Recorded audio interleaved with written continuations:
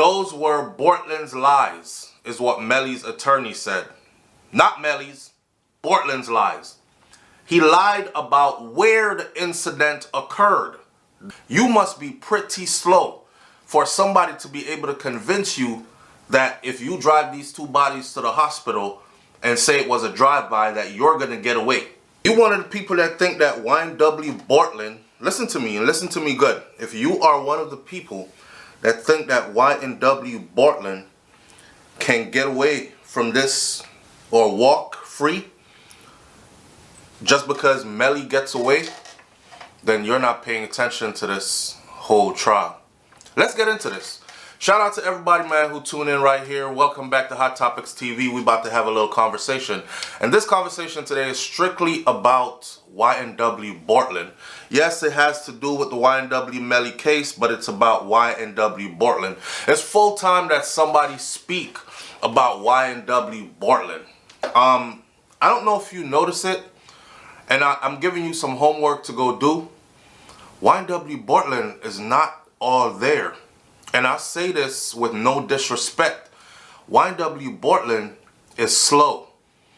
On a scale, and I'm talking about if you should judge on an IQ level scale. If you should judge on an IQ level scale, that boy is not bright. He is not bright at all. And I mean at all. Okay? Some of the things we're going to talk about today, let's start out like this. If Melly gets off, Bortlen automatically walks. That's a lie.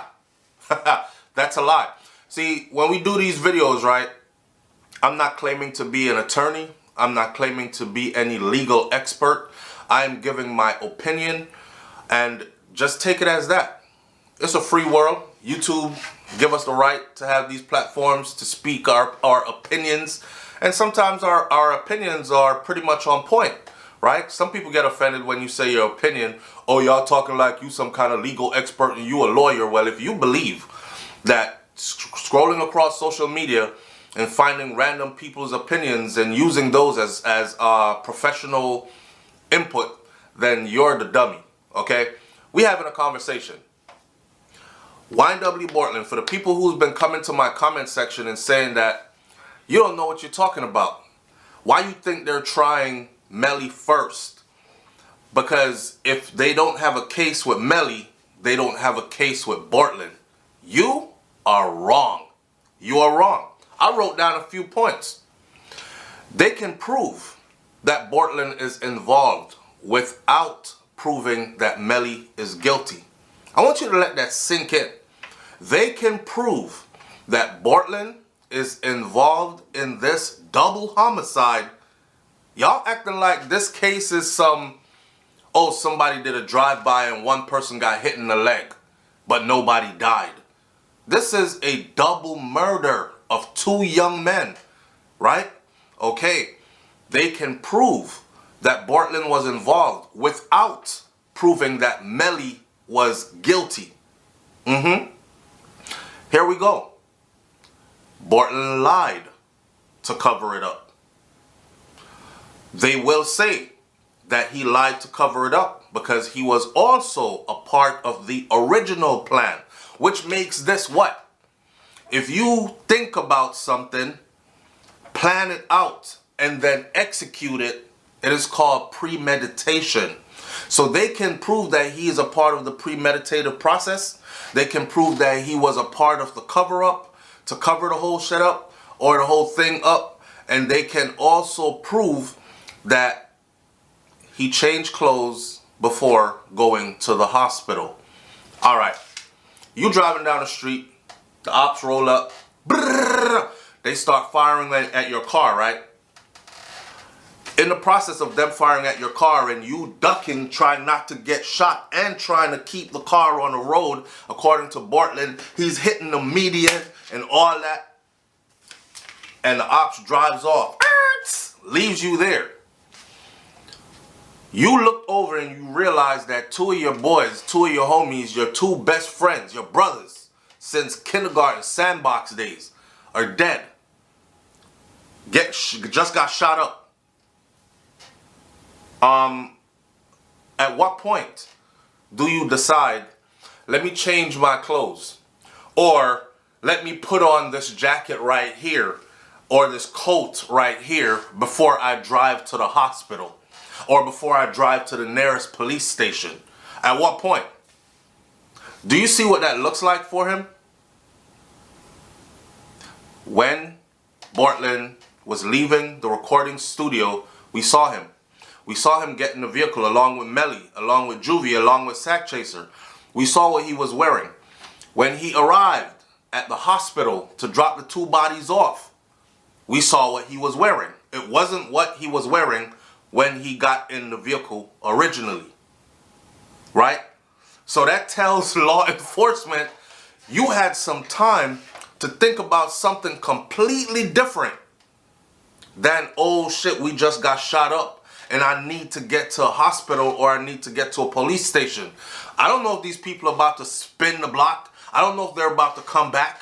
I don't know if they have another car that's trailing where they can like say to them, hey yo, we just hit them up, but make sure when you come up on them, make sure nothing is moving. Hit them up again. Or so, we don't know what's going on. So at what point in this did your mind get so free of the situation that you decided, okay, now it's time to put on this jacket that I had right here. Dress myself differently before I drive to the hospital. Okay. He lied to cover up that Melly was in the car until the studio video showed Melly getting in the car. If y'all remember, when Bortlen got to the hospital, that interview that they did with Bortlen, and he was like, man, I don't know. I don't remember. I was ducking. I was trying not to get hit. That's when he originally told the story that it was a drive-by, right? Okay. Nowhere in that whole testimony, story, interview, whatever you want to call it, nowhere did Bortlen ever say,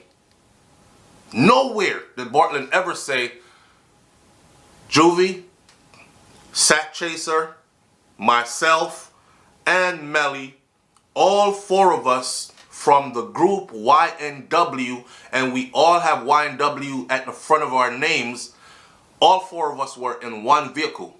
Nope.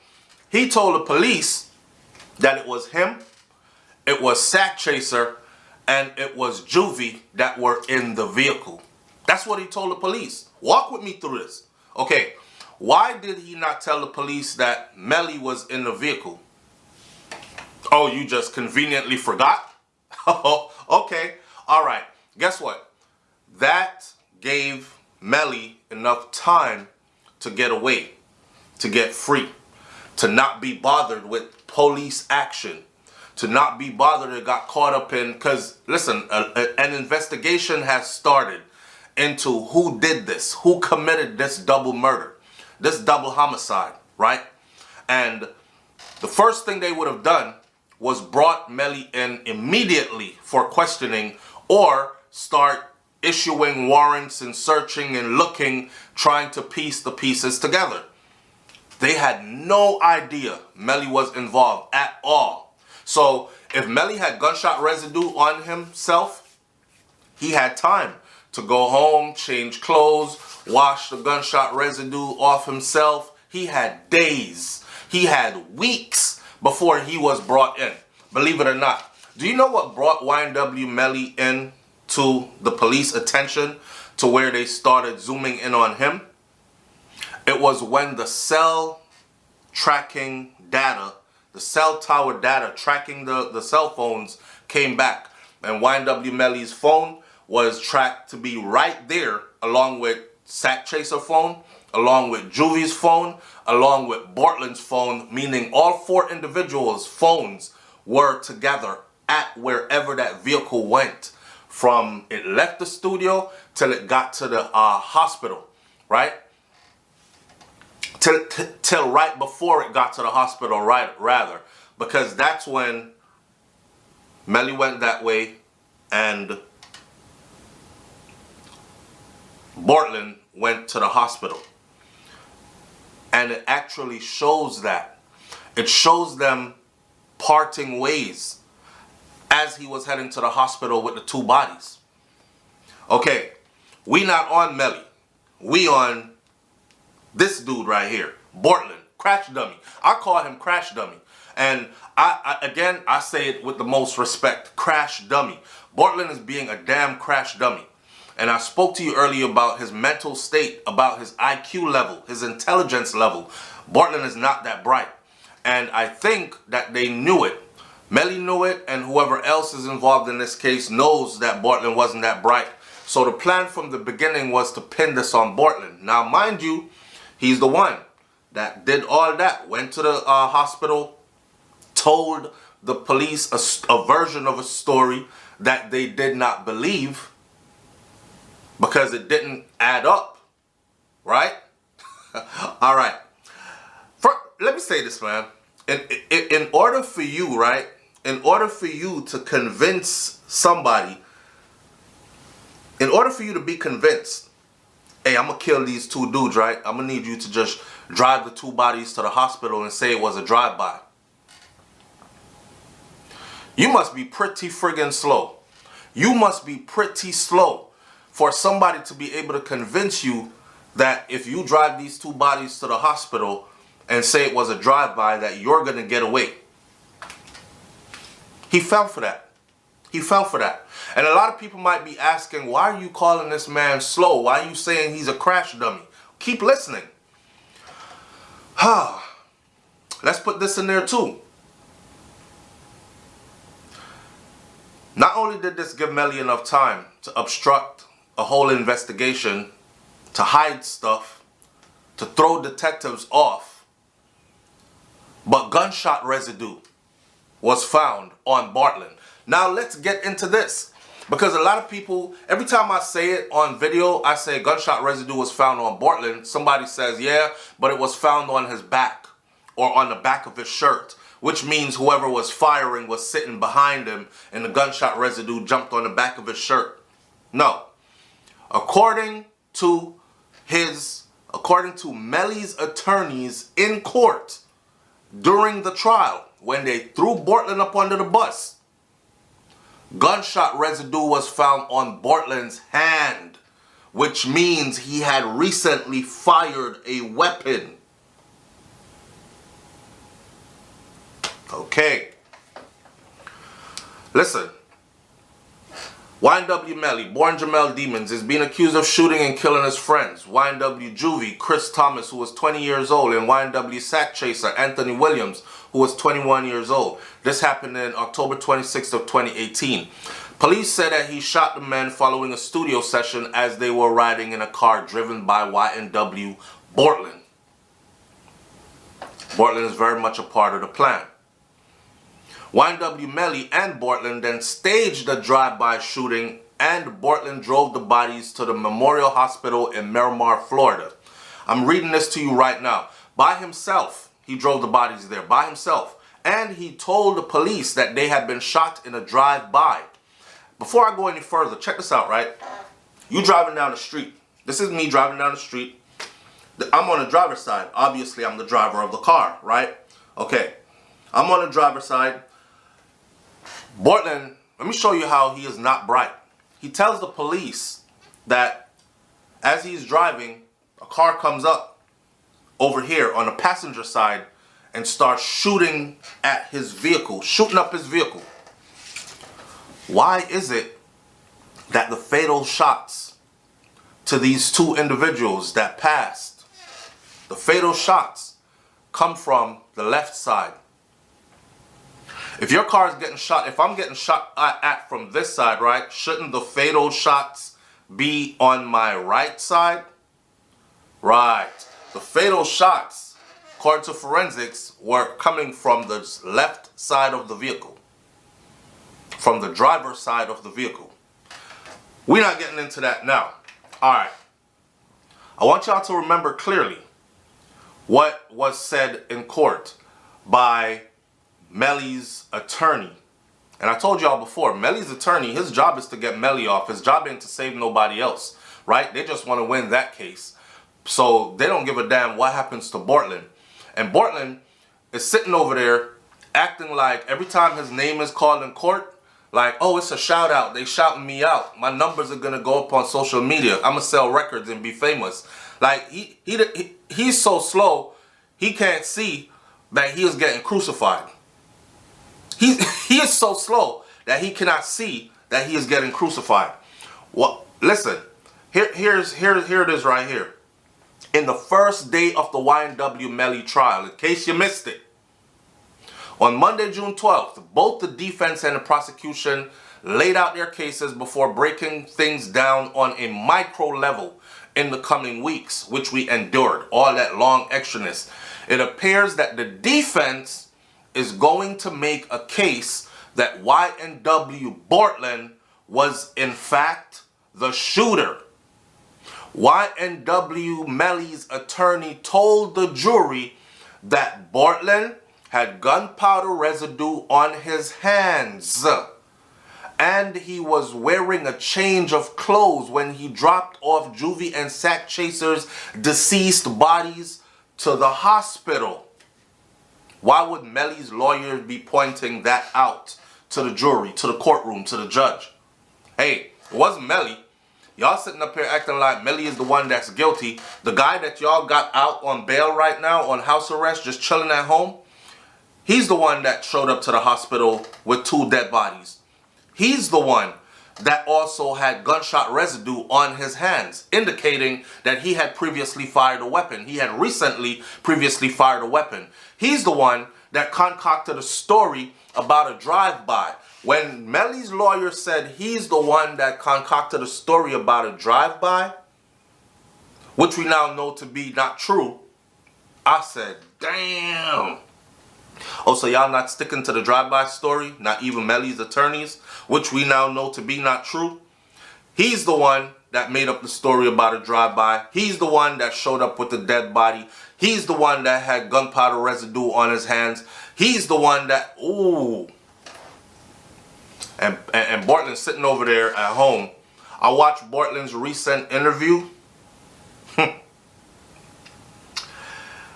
Those were Bortlen's lies, is what Melly's attorney said. Not Melly's, Bortlen's lies. He lied about where the incident occurred. That is Melly's lawyer speaking in court, saying Bortlen lied about where the incident occurred, which tells us that even them, the attorneys, respect forensics. The forensic experts went out there, they did their due diligence, they did their work, and they were like, yo, no drive-by happened out here. It happened somewhere else. Ooh, we found the murder scene. You know how they found the murder scene, or the place where it was staged? They found that, again, based on cell tower tracking. They found where that car drove to and where it sat still for quite some time before driving off to the hospital. And when they got there is where they started to find everything else. Okay, boom, this is the scene. Melly's lawyers have accepted that. So when they come to court, they said, that wasn't Melly, that was Bortlen. He's the one that lied about where the incident occurred. Their exact word. He lies about how it occurred. And he lies about not having a phone. This is their word. The defense is also calling into question the police's investigation of the crime. It seems like the whole goal is to throw Bortlen under the bus. So for the people who are saying Bortlen cannot be locked up, convicted, unless Melly is, you are far off. You are way off. Now, check it. I saw a recent interview with Bortlen. Let me say this. Sitting there watching Bortlen speak, and Bortlen is saying, you know, he just waiting on Melly to come home, and then things could be popping, because right now he's doing a little bit of recording and whatnot from home, but not too much of anything because he's on house arrest and he can't go anywhere and all that. And I'm listening to him trying to formulate a sentence, and I felt sorry for Bortlen while he was speaking. I'm like, damn, This kid cannot even form, I shouldn't say kid, he's a young man. This young man cannot even form a sentence. He's doing an interview and he cannot articulate, put a sentence together, a coherent, intelligent sentence together. Yeah, you know what I'm saying? And, yeah, but for real though, and and that's what I was saying. You know what I'm saying? Yeah, you feel me? And I'm like, what the what did he just say? Inside himself, he might understand what he is saying, but he made no friggin' sense. And I want y'all to go Google Bortlen's latest interview and sit and watch that interview and then come back and make a comment under this video and tell me if you think Bortlen's all there as far as IQ level goes. Let me close this video by saying this. There are a lot of people in prison that they call crash dummies. A lot of them. A lot of people in prison that follow somebody down the wrong path and stayed loyal all the way to the end and then got sacrificed, right?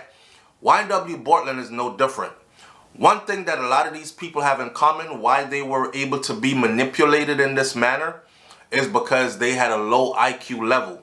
Their ability to think, the frontal lobe of the brain underdeveloped, their ability to think critically, their ability to analyze a situation and say, nah, this makes no sense and I can see what would happen in the long run, so I'm not getting involved. They lack all that. So somebody can easily gas them up and say, yo, you drive the bodies to the hospital, just tell them a story that it was a drive-by, and boom. They don't even have the sense to think further to say, well, I could tell them that, but then forensics is going to do a investigation and bullet trajectory measurements, and maybe there are cameras on the street that we're going to claim that it happened on, which they will watch back the footage and see that nothing happened there. They don't have the ability to think that far ahead. That's Bortlen. That's Bortlen. Bortlen just wants to be down. Bortlen just wants to be cool. And the sad thing is, Bortlen is now caught in between a rock and a hard place.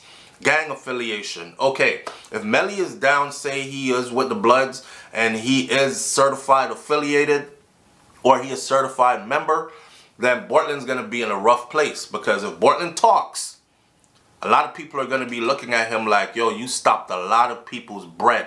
You messed up a lot of people's money and you sent the homie to prison for life.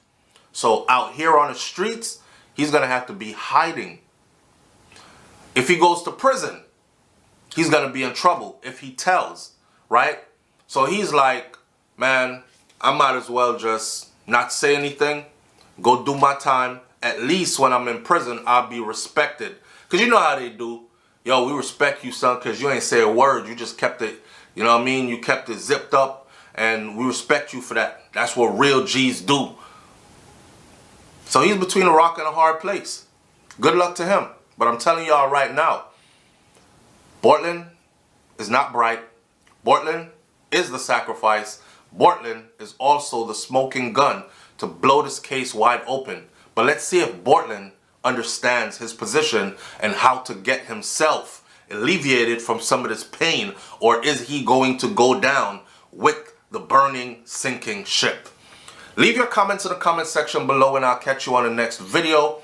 It's Hot Topics TV. You already know if the topic is hot, we're on it. And we stay on it. I'm out. Peace.